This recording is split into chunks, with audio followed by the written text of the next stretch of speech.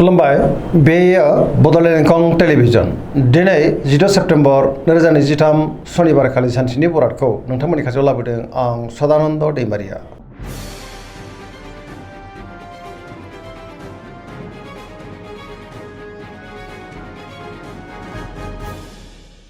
सिगां फरायनो लादों मेष राशि गिबि हांखो अ ल दिनैनि साना जोबोर मोजां बहाबा दावबायनो बा हान्थिनो खाबु मोनगोन आरो मोजाङैनो हान्थिनोबो हागोन।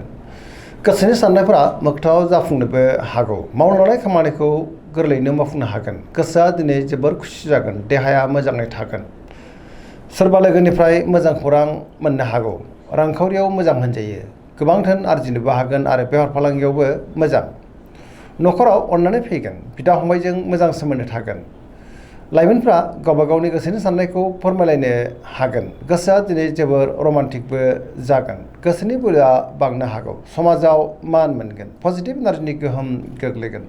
धोरोमारि बिथिङावबो गोसो दुंखांनो हागौ।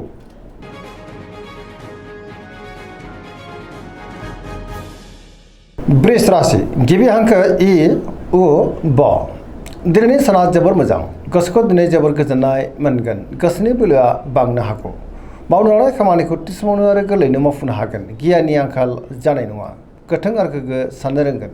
पजिटिभ साननो हागोन। रांखावरियाव मोजां होनजायो। गोबां धोन आरजिनोबो हागोन आरो बेफार फालांगियावबो जोबोर मोजां मुलाम्फा मोननो हागोन। न'खराव दिनै अननानै फैगोन। गुबुननि थाखाय गोबां मोजां खामानि मावनानै होनोबो हागोन। गोबां मोजां खाबुबो दिनै मोननो हागौ। जायखि खामानि मावा मानो मोनफ्रोमबो खामानिखौनो दिनै गोरलैयैनो मावफुंलांनो हागोन। लोगोफोरनिफ्राय थोजासे अनसायनाय मोननो हागौ आरो पजिटिभ एनार्जिनि गोहोम गोग्लैगोन। लाइमोनफ्रा जोबोर रमान्टिक जागोन आरो गावबा गावनि गोसोनि साननायखौ फोरमायलायनोबो हागोन।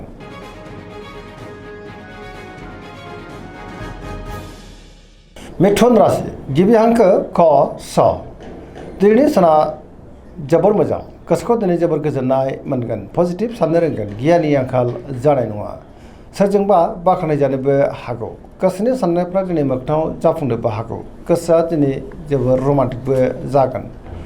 देहाया मोजाङै थागोन। रांखावरियाव मोजां। बेफार फालांगियावबो मोजां होनजायो। न'खराव बिमा बिफानि अननायफोरखौ दिनै मोननो हागौ। गोसोनि बोलोआबो बांगोन। मावनो लानाय खामानिखौबो मावफुंनो हागोन। सोरबा लोगोनिफ्राय थोजासे हेफाजाब मोननो हागौ। गुबुननि थाखाय गोबां मोजां खामानि मावनानै होनोबो हागोन आरो पजिटिभ एनार्जिनि गोहोम गोग्लैगोन।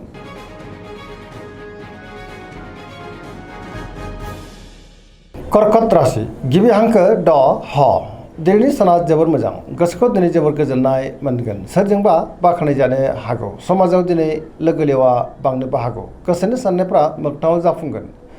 गोसोआव दिनै पजिटिभ साननाय फैनो हागौ। मावनो लानाय खामानिखौ थि समावनो आरो गोरलैयैनो मावफुंनोबो हागोन। रांखावरियाव जोबोर मोजां। बेफार फालांगियावबो दिनै जोबोर मोजां मुलाम्फा मोनगोन। न'खरावबो अननानै फैनो हागौ। समाजाव मान मोननो हागोन। देहाया दिनै मोजाङै थागोन। गुबुननिफ्राय मोजां खौरां मोननोबो हागौ। समाजाव लोगो लेवा बांनोबो हागौ। गुबुनजों मोजां सोमोन्दो लाखिनो रोंगोन आरो पजिटिभ एनार्जिनि गोहोम गोग्लैगोन।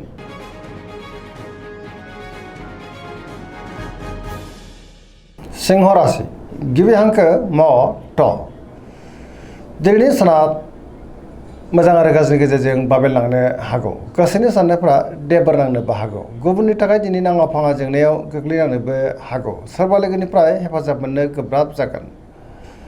सुथुरनि गाज्रि नोजोर थानोबो हागौ। गोबां मोजां खाबुफोरा दिनै आखाइनिफ्राय बारग'लांफिननोबो हागौ। रांखावरियाव मोजां अब्लाबो नाथाय खरसायाबो बांगोन। बेफार फालांगियाव मोजां होनजायो। गोसोनि साननायखौ गुबुननो फोरमायनो हागोन। न'खरावबो अनलायनाय फैनो हागौ। समाजाव मान मोनगोन। सोरजोंबा नाथाय रायखोमा जानोबो हागौ। गुबुननि गोसोखौ बोनो गोब्राब जागोन। देहाया दिनै बारा मोजां थानाय नङा। गोबां रोखोमनि देहायारि जेंनाजों मोगा मोगि जानांनोबो हागौ।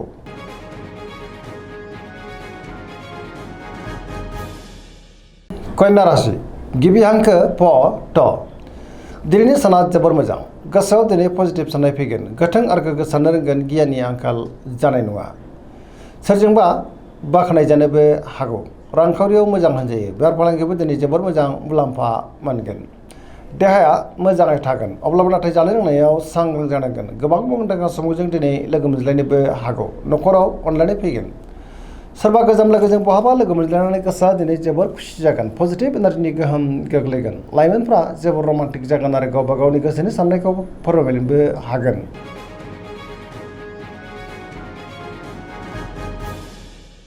तुला राशि गिबि हांखो र ट दिनैनि साना मोजां आरो गाज्रिनि गेजेरजों बाबेनलांनो हागौ गोबां रोखोमनि जेंना जेंगोनाजों मोगा मोगि जानांनोबो हागौ गोसोआव गोनो गोथो साननाय फैगोन गुबुननि थाखाय नाङा फाङा जेंनायाव गोग्लैनांनोबो हागौ मावनो लानाय खामानिखौ मावफुंनो गोब्राब जानोबो हागौ देहाया मोजाङै थागोन अब्लाबो नाथाय जानाय लोंनायाव सांग्रां जानांगोन रांखावरियाव मोजां बेफार फालांगियावबो मोजां होनजायो न'खराव बिसि फिसायनि गेजेराव अनलायनाय फैगोन समाजाव मान मोननो हागोन सोरजोंबा रायखोमा जानोबो हागौ गोदान थांखि लानो रोंनाय नङा सेंग्रा सिख्लाफ्रा दिनै जोबोर आला खाला जानोबो हागौ गोसोआव नेगेटिभ साननाय फैनोबो हागौ सांग्रां जानांगोन।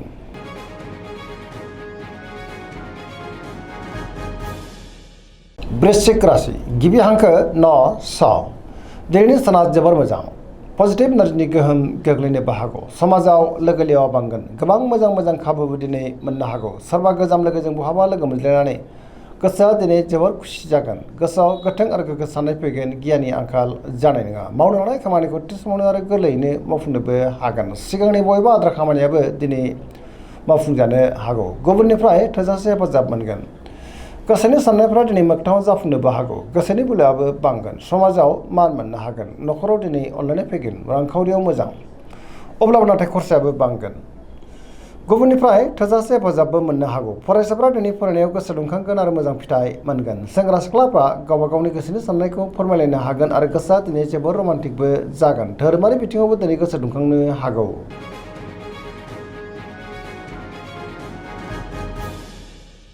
धनु राशि गिबि हांखो ध फ भ दिनैनि साना मोजां आरो गाज्रिनि गेजेरजों बाबेनलांनो हागौ गोसोआव गोनो गोथो साननाय फैगोन गुबुननि थाखाय दिनै नाङा फाङा जेंनायाव गोग्लैनांनोबो हागौ मोनफ्रोम बिथिङावनो दिनै सांग्रां जानांगोन माबा नङा माबा मोनसे गाज्रि खौरांबो फैनो हागौ गोसोनि साननायफ्रा नाथाय देबर नांगोन रांखावरियाव मोजां अब्लाबो नाथाय खरसायाबो बांनो हागौ बेफार फालांगियाव मोजां होनजायो समाजाव मान मोननो हागोन बहाबा हान्थिब्ला दिनै लामा सामायाव सांग्रां जानांगोन नेगेटिभ एनार्जिनि गोहोम गोग्लैनोबो हागौ देहाया दिनै बारा मोजां थानाय नङा गोबां रोखोमनि देहायारि जेंनाजों मोगा मोगि जानांनोबो हागौ न'खराव अनलायनाय फैगोन बिदा फंबायनिफ्राय थोजासे हेफाजाबबो मोननो हागौ लाइमोनफ्रा जोबोर आला खाला जानोबो हागौ अब्लाबो नाथाय गावबा गावनि गोसोनि साननायखौ फोरमायलायनोबो हागोन।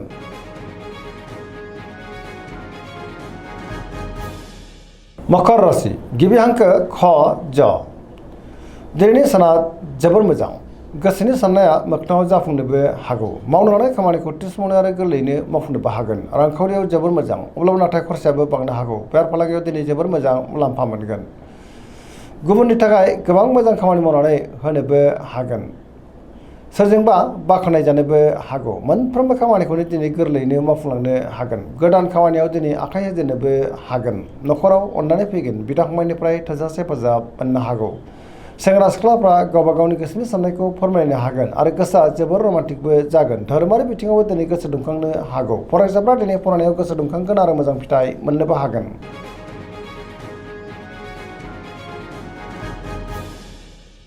कुम्भ राशि गिबि हांखो ग स दिनैनि साना जोबोर मोजां गोसोखौ दिनै जोबोर गोजोननाय मोनगोन सोरजोंबा बाख्नाय जानोबो हागौ गोबां मोजां मोजां खाबुबो दिनै मोननो हागौ सिगांनि बबेबा आद्रा खामानिखौबो दिनै मावफुंनो हागोन समाजाव मान मोननो हागोन गोबां मुंदांखा सुबुंजों दिनै लोगो मोनज्लायनोबो हागौ रांखावरियाव जोबोर मोजां बेफार फालांगियावबो जोबोर मोजां मुलाम्फा मोनगोन देहाया मोजाङै थागोन अब्लाबो नाथाय जानाय लोंनायाव सांग्रां जानांगोन न'खराव दिनै अनलायनाय फैगोन गुबुननिफ्राय थोजासे हेफाजाब मोननो हागौ बिमाफोरनि अननाय आबोरखौबो दिनै मोननो हागोन बहाबा दावबायनो एबा हान्थिनो खाबु मोनगोन आरो मोजाङैनो हान्थिनोबो हागोन लाइमोनफ्रा जोबोर खुसि जागोन आरो गावबा गावनि गोसोनि साननायखौ फोरमायलायनोबो हागोन पजिटिभ एनार्जिनि गोहोम गोग्लैगोन।